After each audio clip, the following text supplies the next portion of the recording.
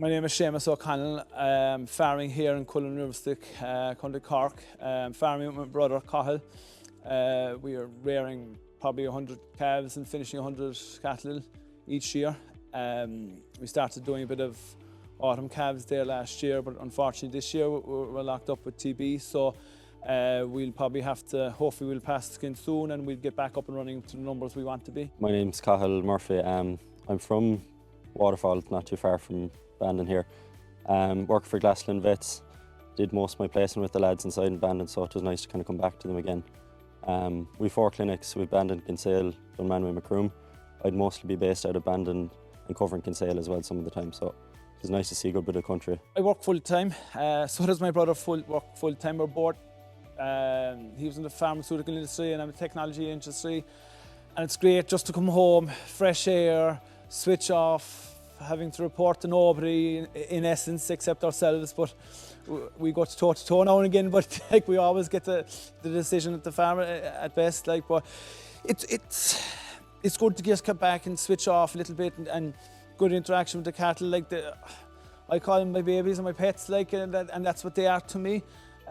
So let's say my brother's the same way. There's little junior farmers around the place as well too, and they're starting to get more vocal and want to get more involved. So like that, it's good. I do enjoy it. I do like being out fresh air. Every part of the farm, there's no one job that I dislike. Maybe picking stones, all right, if I'm honest. That's probably the only one, and there's plenty of them here in Cullen. Well, I'm one of the large animal vets, so we're out on the road a lot. You can see one case, you sit in, you get 20 minutes to kind of readjust. You're on to the next place, it'll be something completely different.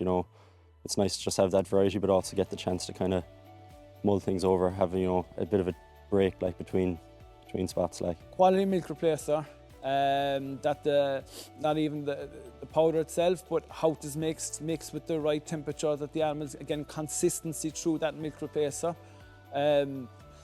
Definitely the diet is one. 2, I suppose, would be ourselves, that we're live to what's going on. Spotting panting, let's say, spotting score issues, earlier signs of it. As I said, I'm involved with my brother here, like, and the texts be flying into just random tag numbers, be texts, who's not looking well this morning, look after him to see when you come home from work or before you go to work, have a look at this one. I just wasn't too sure about him, that communication between the two of us is imperative as well.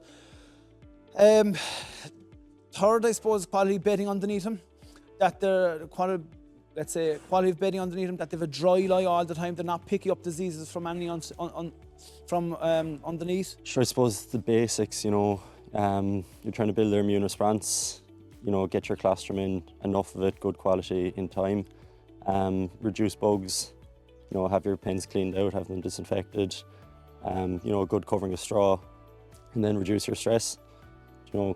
Have enough in a pen, but not too many. No drafts, not cold, enough ventilation. It's the basics, but just to have them done right, like, you make a big difference. All of it.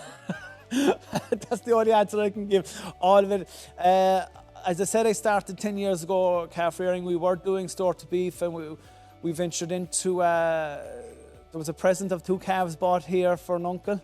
Dave was been a farm manager, and we bought 2 calves. Well, his daughters bought him a calf, and because he was out here so often. And then we said we'd buy a calf to go with it, and the following year we had 60 calves, and we ramped up to 120 calves. We wrote the numbers there, and it came up very quickly. We just got into it. It was a great way of getting into numbers, and we had no issue starting off. But I suppose with increasing numbers quickly like that, there was burdens around the place that being left there, which made the 4th and 5th and 6th year challenging. Slow and steady wins the race with calf rearing. Yeah. I suppose we're trying to move away from the kind of firefighting veterinary, like, if it's something you can do to reduce problems, say not to be ringing when, there's a scour outbreak, there's pneumonia outbreak, be that vaccines, maybe having a visit going through your housing, just tips to maybe make the spring a little bit easier, so that, when there's cows calving down and pressure's on, you're not trying to deal with problems, like, you can maybe avoid some of them beforehand, is what we're pushing towards, It's just trying to make things easier when the pressure is on, is the big thing. Another neighbour, very philosophical around here, tell you what, listen to many, learn from a few, and paddle your own canoe. I loved it. It's a great line. You have to listen to everyone, and even you go to different farm walks, farm talks. I know Tommy, I've seen Tommy in action a couple of times there as well too, and doesn't mean everything Tommy says I come down, I do it straight away, but you just have in your back of your mind, and sometimes you go, God, he was way off, or some other talk there were way off, and then 3 months later you go, well, I kind of see what he was saying now, and I see what they're trying to say and see where they're coming at that angle, and it's a case of just, you have to listen to everyone. You can't shut down anyone said it is my way or the highway. Like, you do have to have an open mind with farming, because just because it isn't an issue for you this year, next year, but the year after, it could be a massive impact to farm. So it's good to have an inventory that you can tip back in, or you know who said something that you can trace them back about for information. Let's say it's more speed. Like that, you know, when the pressure's on, you might be rushing, you know, you might think you'll take the easy way, take whatever. It's not going to work out. Like, you know, you'll be back, you'll be trying to get something sorted. It's just get it done right. Maybe the first time is the best way about it. How to stay positive through it and motivated, it's just the animal getting better. I think that really drives you on. I hate being beaten. I used to play hurling and I was a full back, and I don't like anything passing me, and I don't like anything beating me, full stop. It comes into the farm that I don't like to be beaten. I will research everything and anything. I'll be Googling what I'm Googling, because I don't understand what I'm Googling, because it'll be too far ahead of me, but I'd still like to know. I don't like to be beaten. I'd always like to get the better of it. I pester my vets. I do. Asking me questions. I'll be always asking questions, and it's all for, as much as I annoy them, it's all just for the animal's benefit. Big drive on just getting things right. Really do hate seeing things getting the better of me.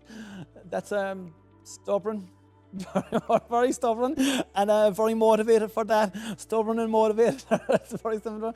And I just the quality of an animal of the juice, and when you see him finish and you see him going away, it's great to see a quality animal being produced, and knowing that there's quality finished product going to the shelf then at that stage, and I'll be first in line for a steak dinner after, I'm not going to lie. Wouldn't be a big one on the podcast. I'm rewatching Line of Duty at the moment, actually. It's a police programme. Probably kind of, you know, a bit niche, like, but it's decent, like, I would recommend. Yes, definitely just get away for a few days. Same thing, if there is stress on it, just going for a pint or something like that, going away, just going to a neighbour. If you have issues, spreading the workload across the way. But regarding myself, I went to New York there last year for brother 4 or 5 days, and it was great just to get away and just see different parts of the world, and then just going over like the lovely high-rise buildings every which way. And it's an awful shame that you couldn't get a few acres somewhere to get a few animals in there as well too. But it was good just to get away from it, just switch off. It's nice to get away from the veterinary talk sometimes. You know, you're back in the office, you're talking about sick cows, sick calves, the usual. I find, you know, outside of work, playing a bit of football, hurling, like, it's just you're talking to lads, you know, maybe from school that are all gone on different pathways. It's nice to just, you know, switch off from, say, your veterinary farming side and just talk about it, something else, you know, do something else, get out, get going. It's a great way to switch off, like.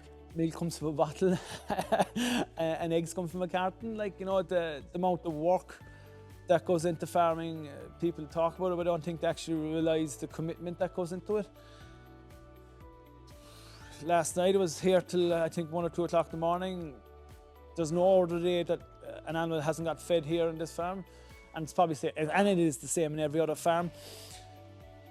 We work night shifts, so you could come home from work there 5 o'clock in the morning, or even later or earlier, makes no difference. The lights are always on, be able to go, the commitment goes. And that stress level of when things do go wrong, and they do sometimes, part and parcel of it, it does take toll on it. It does stress it, because I'm inside work at the computers, and the back of my mind is going, why didn't he drink this morning his milk? Why was wrong with him? He looked okay, he did this, he didn't have scoring. Your head is always going then that way, like that. Like it does take up a lot of your time, a lot of your life. I suppose we're seeing year on year, there's more people that were using maybe the previous year, have heard about them. They're quite happy with them, are happy with the results.